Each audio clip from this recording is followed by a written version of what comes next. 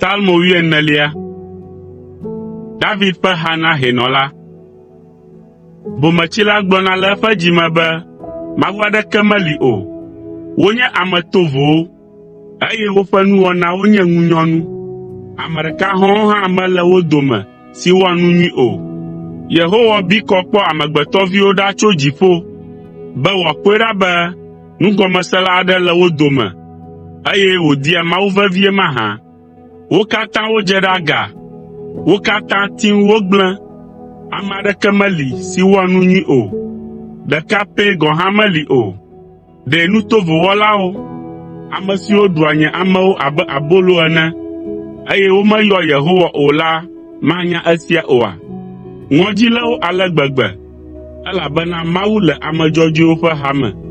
Mi nu tovo wɔlawo, miegblẽ ame dahewo ƒe ɖoɖowo me, gake Yehowae nye woƒe sitsoƒe.